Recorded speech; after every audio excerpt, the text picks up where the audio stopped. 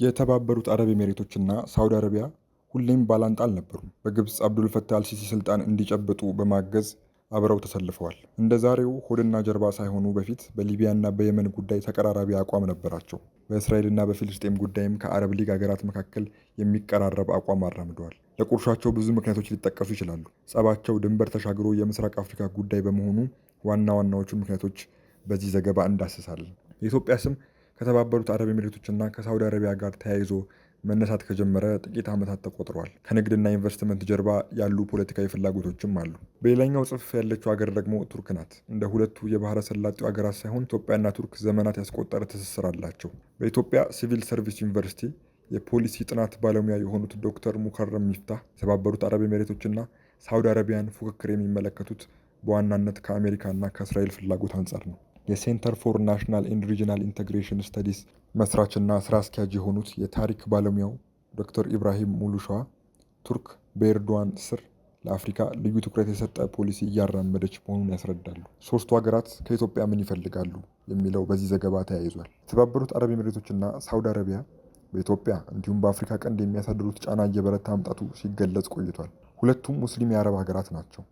ነገር ግን የአረቡና የሙስሊሙ ዓለም መሪ ሆኖ ለመውጣት ይገዳደራሉ። ዶክተር ሙከሪም እንደሚናገሩት በተለይም ልዑል አልጋ ወራሽ መሐመድ ቢን ሳልማን ከመጡ በኋላ የመሪነት ሚናን ለመውሰድ ፉክክሩ በርትቷል። ሳውዲ በእስልምና ቅዱስ ስፍራ የሆኑት የመካና መዲና መገኛ እንደመሆኗ የሙስሊሙን ዓለም የምወክለው እኔ ነኝ የሚል እምነት አላት።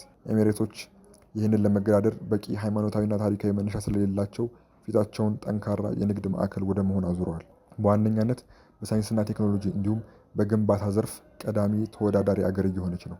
የተባበሩት አረብ ኤሚሬቶች ከአውሮፓ፣ ከአሜሪካ፣ ከቻይናና ከህንድ ትልልቅ ኩባንያዎችን በመሳብ ራሷን ስታሳድግ፣ በአንጻሩ ሳውዲ አረቢያ ይህንን ማሳካት እንዳልቻለች ዶክተር ሙከሪም ይናገራሉ። ሃይማኖት ላይ ከተመረኮዘ የመሪነት ጥያቄ ጋር ተያይዞ የሚመጡ የፖለቲካና የምጣኔ ሀብት ጉዳዮች እንዳሉ መረሳት የለበትም። የተባበሩት አረብ ኤሚሬቶች ከቅርብ ጊዜ ወዲህ በአገልግሎት ዘርፍ ላይ ያተኮረ ምጣኔ ሀብት እየገነባች ነው። ጠንካራ የንግድ እንቅስቃሴ የሚካሄድባት ዱባይ ለዚህ ጥሩ ማሳያ ናት። ሳውዲ አረቢያ ደግሞ የነዳጅ ሀብት የፈጠረላት አቅም አለ። ከነዳጅ ሽያጭ በሚገኘው ሀብት ዘመናዊ የጦር መሳሪያዎችን ከአውሮፓና ከአሜሪካ በመግዛት ራሷን እያጠናከረች እንደሆነ ባለሙያው ይገልጻሉ። ከዚህ አንጻር የተባበሩት አረብ ኤሚሬቶች እምብዛም ጠንካራ አይደሉም። የውድድር መንፈስ በጊዜ ሂደት እየተጠናከረ ወደ ባላንጣነት መጣ የሚሉት ዶክተር ሙከረም የተባበሩት አረብ ኤሚሬቶችና ሳውዲ አረቢያ ፉክክር ከመሪዎቻቸው እንደሚጀምር ይገልጻሉ። የሳውዲ አረቢያው ልዑል አልጋ ወራሽ መሐመድ ቢን ሳልማን እና የተባበሩት አረብ ኤሚሬቶች ፕሬዝዳንት ሼክ መሐመድ ቢን ዛይድ አልናህያን ሪፎርሚስት ሆነው መታየት ይፈልጋሉ። ሁለቱም ሀገራት በንጉሳዊ ቤተሰብ ነው የሚተዳደሩት። ከወግ አጥባቂነት በመውጣት ረገድ ሁለቱም መሪዎች የአረቡ ዓለም ተምሳሌት መሆን እንደሚፈልጉ ዶክተሩ ይናገራሉ። ለምሳሌ ሴቶች መኪና እንዲያሽከረክሩ በመፍቀድ እንዲሁም የምዕራቡን ዓለም ድምፃውያን በመጋበዝ መሐመድ ቢን ሳልማን ለለውጥ ዝግጁ መሆናቸውን ለማሳየት ይሞክራሉ። ሼክ መሐመድ ቢን ዛይድ አልናህያን በዚህ ውድድር መበለጥ አይፈልጉም። በሁለቱ መሪዎች መካከል ያለው የግል ፉክክር ላይ ሌሎችም ዓለም አቀፍ ጉዳዮች ታክለውበታል። ሪፎርሚስት ነን የሚሉት ሁለቱ መሪዎች ልዩነታቸው ተቃዋሚና አገራዊ ቅርጽ ወይም መልክ እየያዘ መጥቷል።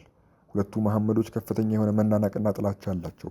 ግላዊ ጠባቸውን ተቃዋሚ አድርገውታል ይላሉ ዶክተር ሙከረም። የአረብ ሀገራት ሚና ጎልቶ መታየት የጀመረው ከጠቅላይ ሚኒስትር አብይ አህመድ ወደ ስልጣን መምጣት በኋላ ነው። ኤሚሬቶችና ሳውዲ በኢትዮጵያ በተለያዩ ዘርፎች በቢሊዮን ዶላሮች የሚቆጠር ኢንቨስትመንት አላቸው። ጠቅላይ ሚኒስትር አብይ ስልጣን መያዛቸውን ተከትሎ የተባበሩት አረብ ኤሚሬቶች ወደ 3 ቢሊዮን ዶላር ገደማ በኢትዮጵያ ያወጥታለች። ዶክተር ሙከሪም የኢትዮጵያና የተባበሩት አረብ ኤሚሬቶችን ግንኙነት በሁለት ምዕራፍ ይከፍሉታል። ከአውሮፓውያኑ 2018 በፊትና በኋላ በሚል በንግድና ኢንቨስትመንት፣ በልማት ድጋፍ፣ በግንባታ፣ በኢነርጂ፣ በሰብአዊ ድጋፍና ሌሎችም ዘርፎች ከ2018 በፊት የነበራቸው ሚና ውስን ነበር። በሀገራት መካከል የሚፈጠር የፖለቲካም ይሁን የምጣኔ ሀብት ትስስር ከትንሽ ተነስቶ እንደሚያድግ በመጥቀስ የኢትዮጵያና የኤሚሬቶች ግንኙነት ግን ለውጡ ድንገቴ መሆኑ ጥርጥር የለውም፣ የእድገት ደረጃውን አላሳየም ሲሉ ባለሙያው ይገልጹታል። ለማነጻጸሪያነት ቱርክን ብንወስድ በሁለቱ ሀገራት መካከል ያለው የምጣኔ ሀብትና የፖለቲካ ግንኙነት እድገት ወይም ለውጥ ሊተነበይ የሚችል እንደሆነ ያስረዳሉ። ቱርክን ካነሳን አይቀር ከባህረ ሰላጤው ሀገራት በተለየ ሁኔታ ከኢትዮጵያ ጋር ያላትን ትስስር እንመለከታለን። የቱርክና የኢትዮጵያ ግንኙነት በ16ኛው ክፍለ ዘመን የኦቶማን መንግስት ወደ ምስራቅ አፍሪካ ከመምጣቱ ጋር ይያያዛል። ቱርኮች ለዘመናት በቀይ ባህር አካባቢ ነበሩ። ዘመናዊት ኢትዮጵያ ከተመሰረተች በኋላ ቱርክ በአፍሪካ ከሰሃራ በታች የመጀመሪያውን ኤምባሲ በአዲስ አበባ መክፈቷ የግንኙነታቸውን ጥንካሬ ያሳያል። በሶሻሊዝም መሩ ደርግ የተቀዛቀዘው ግንኙነት በኢህአዴግ ዘመን ዳግመኛ አንሰራርቷል። ዶክተር ኢብራሂም እንደሚሉት በቱርክ ገዢው ፓርቲ ኤኬ ስልጣን ከያዘ በኋላ ለአገሪቱ እድገት ሲባል በሌሎች ሀገራት ኢንቨስት ወደ ማድረግ ተገብቷል። ከእነዚህ ሀገራት አንዷ ደግሞ ኢትዮጵያ ናት። ቱርክ በኢትዮጵያ ያላት ኢንቨስትመንት ወደ 2.5 ቢሊዮን ዶላር ገደማ ይገመታል። ከ200 በላይ በሚደርሱ የቱርክ ፋብሪካዎች ውስጥ ወደ 20 ሺህ የሚሆኑ ኢትዮጵያውያን ተቀጥረው ይሰራሉ። የሁለቱ ሀገራት ግንኙነት ግን ከንግድና ኢንቨስትመንት ባሻገር ወታደራዊ ትብብርንም ያካትታል። ዶክተር ኢብራሂም የሚጠቅሱት በትግራይ ጦርነት ወቅት ቱርክ የሰው አልባ አውሮፕላን ወይም ድሮኖች ለፌዴራል መንግስቱ መስጠቷን ነው። ቱርኮች ራሳቸውን የአውሮፓ አካል እንዳልሆኑ ከመቁጠራቸው በተጨማሪ ጸረ ቅኝ ግዛት እንቅስቃሴ እንደሚያራምዱ መግለጻቸውን ይጠቅሳሉ። ይህም ቢያንስ በሀሳብ ደረጃ ቱርክና ኢትዮጵያ በእኩልነት ላይ የተመሰረተ አጋርነት እንዲኖራቸው የሚያስችል ነው ይላሉ። ቱርክ እንዲሁም የተባበሩት አረብ ኤሚሬቶችና ሳውዲ አረቢያ በኢትዮጵያና በአፍሪካ ቀንድ ወዳላቸው ፍላጎት ስንሻገር የተባበሩት አረብ ኤሚሬቶችና የሳውዲ አረቢያን ፍላጎት ስንመለከት አንደኛው ትንታኔ መረጋጋት በራቀው የአፍሪካ ቀንድ ፖለቲካ ምክንያት የደህንነት ስጋት ውስጥ ላለመግባት እንዲሁም የምጣኔ ሀብት ፍላጎትን ለማስጠበቅ ይሻሉ የሚለው ይሆናል። በእርግጥ አገራቱ በአፍሪካ ቀንድ የጦር ማዕከል ማስፋፋት ይፈልጋሉ። ቀጠናው ከፍተኛ የንግድ እንቅስቃሴ የሚካሄድበት መሆኑም እሙን ነው። አገራቱ በምስራቅ አፍሪካ ኢንቨስትመንቶቻቸውን ማስጠበቅ ይሻሉ። ከትግራይ ጦርነትና በአማራ ክልል ካለው ግጭት እንዲሁም ከኦሮሚያ ክልል አለመረጋጋት ጋር በተያያዘ የኢትዮጵያ ሰላምና ደህንነት ጥያቄ ውስጥ ቢገባም በአፍሪካ ቀንድ ጠንካራ ከሚባሉት አንዱ እንደመሆኗ አገራት ትስስራቸውን ማጠናከር ይፈልጋሉ። በዶክተር ሙከረም አስተያየት ግን ዋነኛው ማጠንጠኛ የአሜሪካና እስራኤል ፍላጎት ነው።